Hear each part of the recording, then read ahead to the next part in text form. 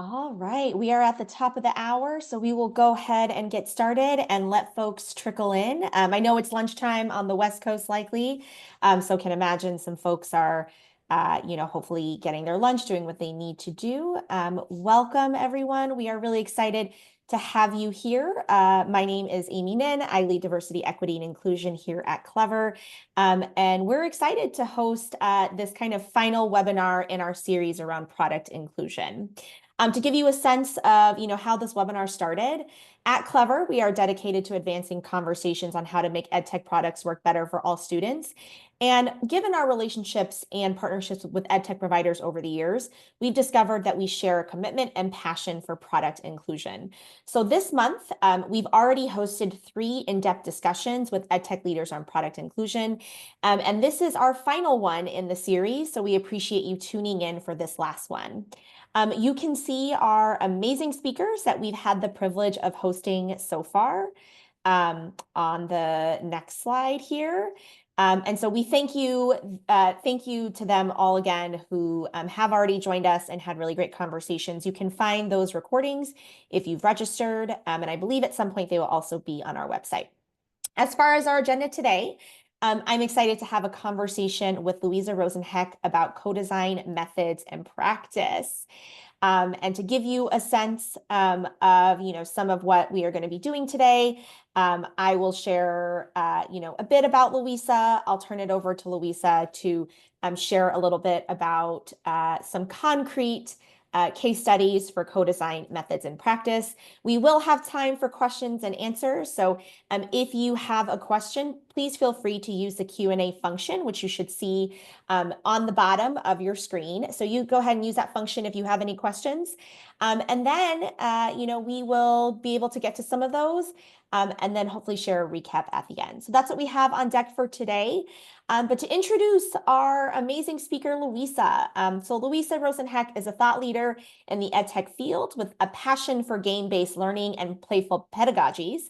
She works to promote deeper learning through designing inclusive, playful experiences, developing creative ways to assess learning, and building capacity in organizations to implement innovative digital learning and curriculum in their own contexts. She is a co-author of the book Resonant Games and teaches EdTech design at the Harvard School of Education.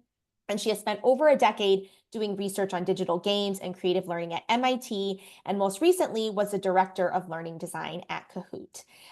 So thank you so much, Louisa, for being here with us. Excited to hear a little bit more about co-design methods. I'll turn it over to you. Awesome. Thanks for having me. I'm excited to share. Okay, put this up. So I'm really happy that, more and more in the field, folks are interested in co-design. This is really a growing conversation.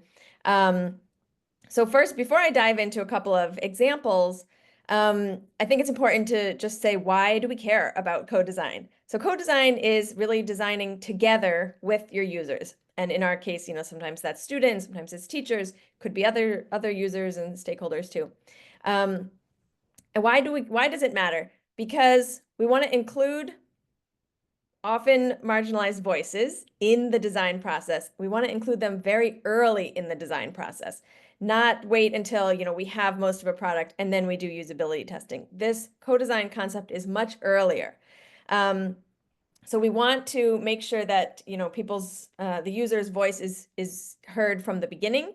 And why we want to do that, one big reason is, of course, equity and inclusion. If we don't talk to our users, how do we know that this product is going to represent them, is going to meet their needs, is going to feel like they belong in it?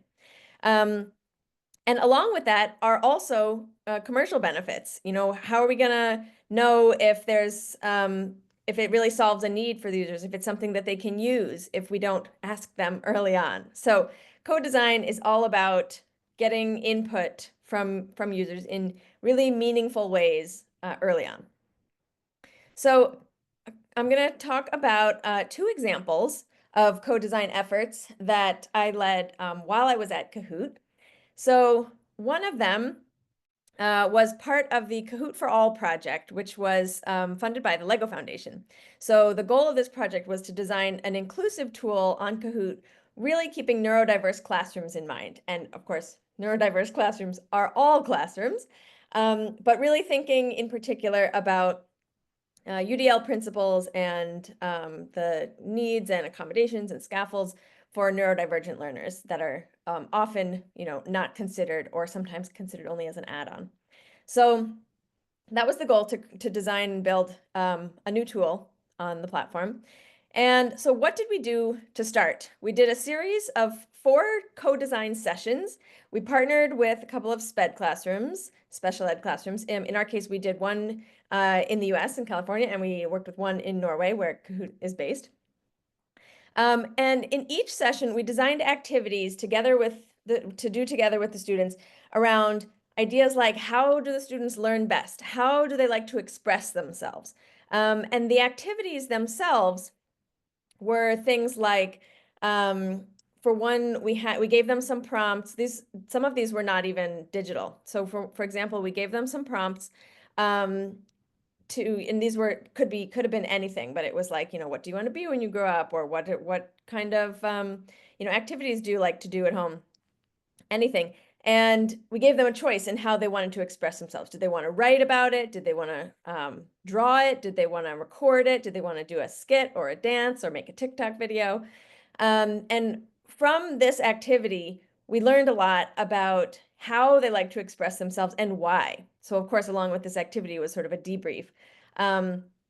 So we got to hear, not just, oh, I like to draw or I like to write, but why? And what was that experience like for students being able to choose? And this is just one example of one of the activities we did in a co-design session, but some of what came out of that was, the idea that different students really will choose different ways to express themselves. And it might depend on their personality, but it might also depend on the day or the prompt or the idea that they have that they want to express. But it felt really important to them to be able to choose. So then we were able to translate that to the product and build in more options digitally to let them engage and express their ideas. So that's one example of the type of activity we did in co-design session. And what came out of these series were, for example, learner personas, always a useful tool in the design process, some design principles, and specific recommendations based on what works well and doesn't work well in the current Kahoot product. And we were able to then use all of these as we went forward and designed a new tool. The new tool ended up being called Kahoot Sparks, and it is part of the Kahoot EDU product now. So lots more I could say about this, but in the interest of time, I'll move on and share just a little bit about another example. This was the Kahoot Creator Cohort, which I ran with teachers. So as you guys probably know, Kahoot allows teachers to create their own content. And a few years ago, we were launching the marketplace where teachers can share and sell their content. So the goal was to model creative kinds of content for this new marketplace. So we wanted to inspire teacher creators to go beyond, traditional Kahoot quizzes and do all kinds of things with this new courses format that we were offering. So for this, it was a longer engagement. It was 4 monthly design challenges for a cohort of teachers. So every month we gave them a new challenge. This was things like, create a lesson based on Kahoots that focuses on collaboration or peer feedback or things like that. So we gave them the prompt, and the teachers they designed a lesson including their Kahoots, and then we had them meet with their peers, with other teachers in the cohort, and give feedback, and then revise their lesson. So in this way, it was a community, and we were having some input in terms of like, okay, let's see what would it look like to focus on collaboration, but so much was coming from the teachers, and it was a real discussion. So we really all brought our own strengths and created these examples, this model content that was ready for the launch. So outcomes of this co-design effort were some principles for more kind of forward-looking, innovative content that we could then share with other creators. This model, content ready to go on the platform so that early users could access it and see, oh, this is not just Kahoots.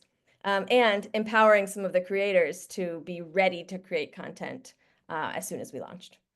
So again, lots more I could say, but just to highlight some of the principles from these examples is really the in co-design. It's not just me as a learning designer, and it's not just the users. It's really we're each bringing our strengths and knowledge and lived experience to together come up with ideas for the product that are stronger than either one of us would come up with on our own. And so there are different ways to engage during the process. And then what comes out of it sometimes is very concrete, like here's a product idea or here's content. And sometimes is more like those personas and design principles that I mentioned earlier. So I'll stop there. Hopefully that was useful. And I'll just also mention before we start questions is coming out of all of this work, particularly the work on from the Lego funded project, we have a white paper that is about inclusive design, particularly for neurodivergent learners, but it really applies to all kinds of learners. And that white paper has a number of methods of inclusive design with very specific examples, not only from Kahoot, also from some other companies. So if you check that out, it'll give you, some ideas of like how these methods can look in practice. Thank you, Louisa. Those were such really very concrete and helpful examples. And I want to dial in on one thing you said. So one of the things that you said was there is one of the things you kind of principles you adhere to when co-designing is that there's a co and co-design, and it's really about how we bring our unique strengths and knowledge and lived experience. What are some other principles that you would say guide your overall approach to planning what co-design looks like? Mm-hmm. Yeah, well, for me, one of the most important things is play. And of course, I Mm. am a big believer in playful learning and the power of play to bring people together and help connect and explore new ideas. Um, and so that doesn't mean that in every session, we're playing board games or video games or running around. But the principles of play, of social interaction, doing something meaningful, iteration, and the creative ideation, these also make a playful session. And taking a playful perspective in the design of the activities really lets people kind of feel at ease and feel like, okay, this is not a big, high pressure where I have to come up with a great idea. No, you're playing around. You're putting ideas out there. It doesn't have to be a great idea. Somebody else will take it and make it better. So that kind of yeah, that aesthetic of play in the activities, I think is really important.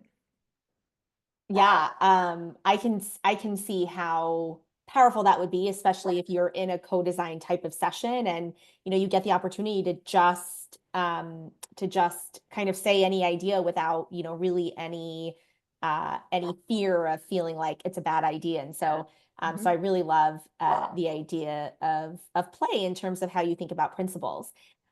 What challenges do you encounter? What challenges did you encounter, especially in the examples of like building a co-design process? I can't imagine that it's easy. And so tell us a little bit about that. Yeah, it is often not easy. There are a lot of moving parts, and it's deeper. It's a deeper experience, it's deeper kind of deeper thinking sessions than kind of more simple usability testing. So of course it's going to take some more thought and some more work. Um, I would say, well, one of the challenges is always recruitment or inviting people. And no matter what, I think it's just, no matter how much sort of community you've built, it's always a challenge because people are so busy. Teachers are so busy, and students, have many layers of kind of gatekeepers or, people controlling their time. So to find participants who can commit to multiple sessions or to really being active participants in a group, it is not always easy. And then on top of that, of course, we're looking for to be inclusive. We're looking for different learners from different backgrounds, from different schools, in some cases different countries, because we want diverse perspectives. The whole idea is that we don't want to design just based on our knowledge and experiences as adult learning designers who have a background in technology, right? We want students of all different backgrounds, all different identities. And so having that representation, it's always like a mixed, who can we find, who would be good to partner Yeah. with, who has time, and then whose voice is missing. So I would say that that component always takes more time and thought than you think it Mm. should. But it is such an important part of the work, of course, thinking about who are we inviting into this. Yeah. Yeah. And I think you're right that there has to be a lot of intentionality around some of those recruitment pieces, which kind of leads me to a question that I actually am very interested in, like just very logistically, right?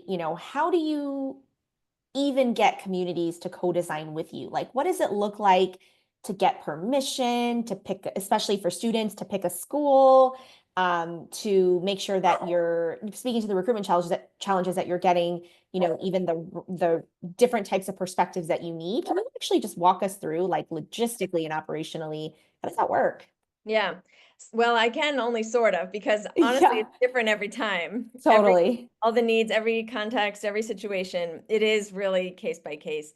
So with the school in California, we were working with a user researcher there. And so this was someone in her network. She had a contact with I think she was a school level, I forget if she was like a special ed teacher or if she was a coach maybe in the school. Um, but she was someone that someone from our team knew, and so she understood the kind of thing that we were trying to do. And so she said, oh yeah, we can work with this classroom, and then she sort of brokered that relationship and facilitated working with the school.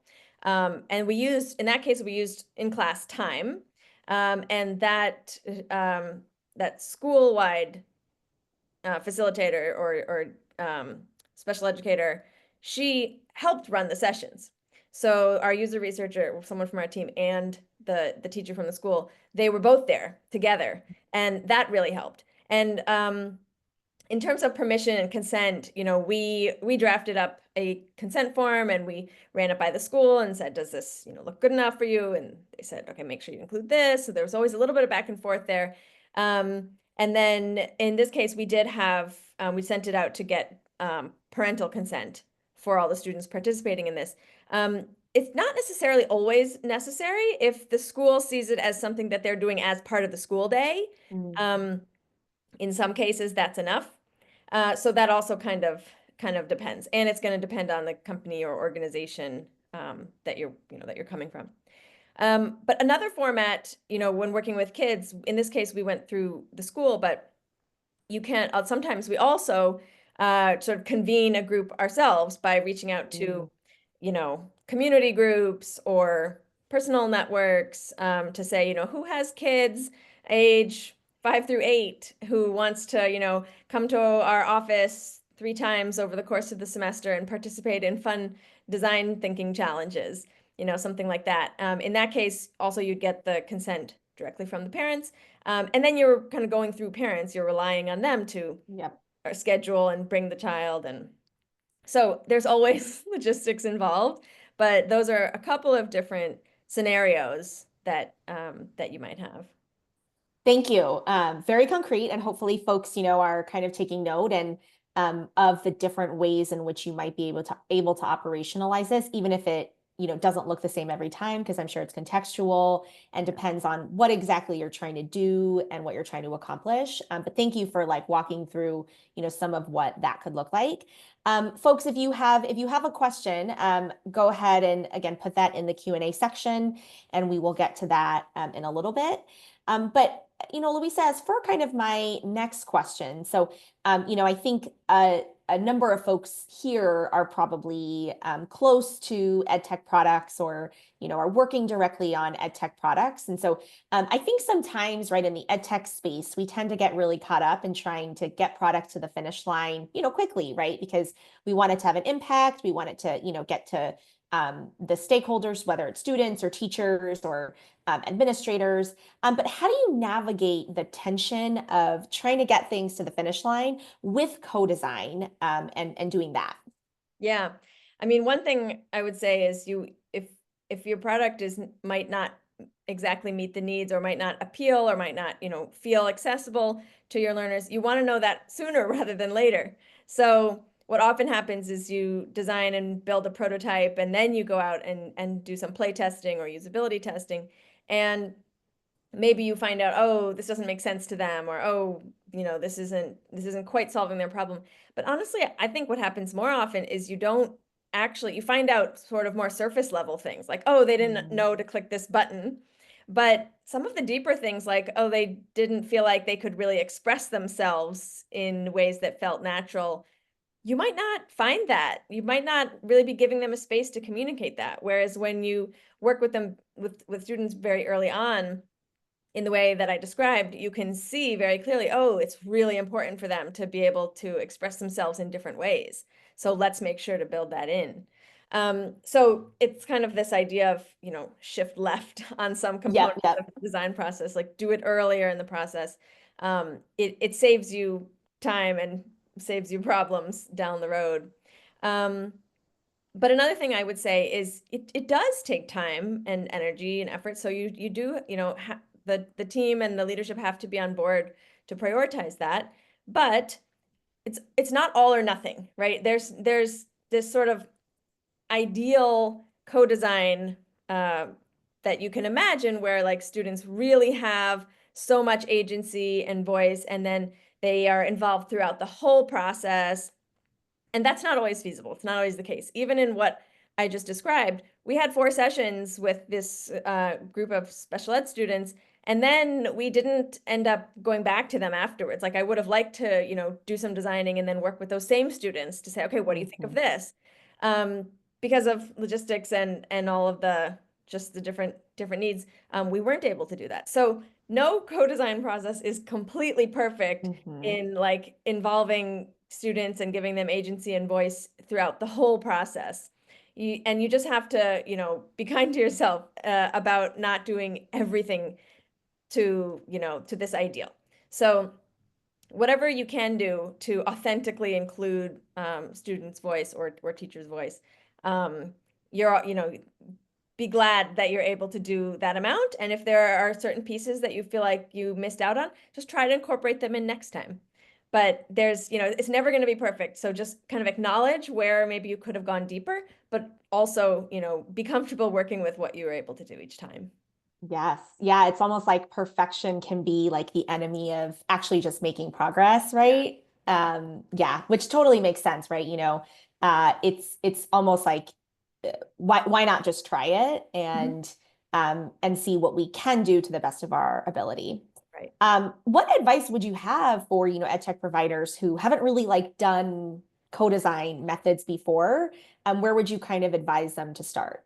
Yeah. So the great thing is, as I said in the beginning, there are more and more organizations doing this kind of work and talking about it and sharing resources. So a few of my favorite resources we are going to put in the Yes. resources section now. So um, there's a book that I can recommend that will, it's called Beyond Sticky Notes, that will help you kind of understand the principles of co-design and participatory design. And then there's a couple of sort of playbooks and toolkits from organizations that do this work with youth very often. Um, there are also a couple of organizations, Build is one of them, and In Tandem is another, that actually can help connect you with communities of students to then facilitate your co-design. So they can actually remove some of the barriers to that recruitment process that I talked about.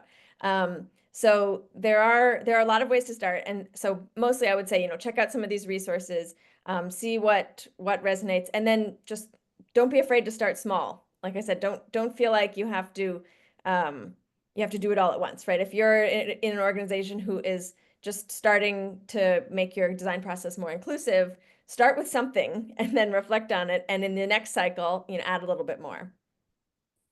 Love that. And we got to go build, go in tandem. So it Great. sounds like a Getting some couple of love. folks out there are definitely fans of some of the resources you shared. So thank you for sharing that. I know we have a few more minutes for some other questions. So just to continue to just pick your brain and a lot of your insight and knowledge. So I know, you've talked about the work that you've done in the neurodiversity space, and, we shared the white paper as well, the research paper for folks to read if you want to go ahead and pull that from the resource section. We also heard from CAST last week around some best practices around UDL, and they shared some things from their lens. How would you incorporate something like UDL in terms of, co-design, and how do you kind of see the connection there? Yes. So UDL was a big foundation of the project that I mentioned that we did. We incorporated a lot of UDL guidelines and really thought about that from the beginning. One big idea that I would say is really important when you think about any identity, but maybe especially neurodiversity. And I think this is a misconception for a lot of people. Um, you really don't want to worry too much about specific diagnoses. When you design for inclusion, you don't need to design, a version of it for autistic students or a version of it for ADHD students. That is not true inclusion. It's still kind of separating them. And also within any diagnosis or any neurotype, there's so much variety. There's so much diversity. So you really can't say, oh, this is what each student would need. So the whole point of UDL is when you design, multiple modes of engagement, multiple modes of representation, you make it more flexible and customizable so that everyone can choose how they want to engage that's best for them, how they want to demonstrate their learning. That kind of design ends up being not only more accessible for neurodivergent students who maybe really need those accommodations, need those scaffolds, but actually it ends up being better for everyone. And that's exactly the principle of UDL. Lots of classic examples like curb cuts, where maybe it was initially designed for one use case, but actually lots of people use it and benefit from it. Thank you. Yes. And we have another resource shared in the chat as well. The Cooney Center Sandbox at Sesame Workshop has also shared Yes, some I case should have studies included. of co-design. So Thank you. love it. Love that there are folks out there who also probably feel very passionate about co-design. With our, final few minutes here, Louisa, I'm really curious to hear what initiatives related to product inclusion that you're excited to work on for the future, and anything that comes to mind there. Yeah, I think it's really a lot of these kinds of conversations, sharing more examples of what does co-design look like and supporting other companies and organizations to do it. I think as we alluded to earlier, it sometimes does feel like a heavy lift. It feels like, well, how am I going to start with this? I will also say, when you're designing for marginalized learners and you're really thinking about equity, for a lot of people, it can be sensitive and tricky and uncomfortable. So I would say just don't let that keep you from engaging, right? Mm, Like mhm. don't think, oh, well, I don't want to talk about race because I'm gonna, I might say something offensive, and so I'm just gonna work with students that, are already in our cohort or in our like regular users. Just don't be afraid to, branch out and look for more different kinds of partners and schools to work with.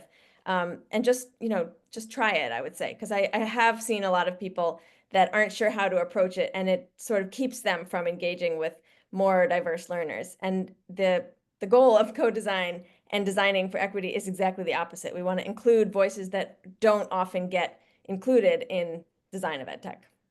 Yes. Yes, I love that. And I think that's a perfect note to end on. Thank you so much, Louisa, for your time. I know it goes by really fast. We are basically at 30 minutes. And thank you, everyone who joined us for this session and also the entire series.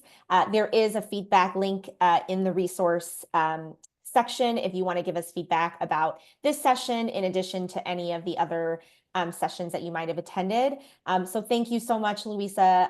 This I think was really insightful and informative and very tangible around ways for folks to start thinking about co-design, even if they're not already doing it. So want to appreciate you for your time. Thank you to our audience out there, and hope you all have a great rest of the day. Thanks so much. Thanks so much. Thank you.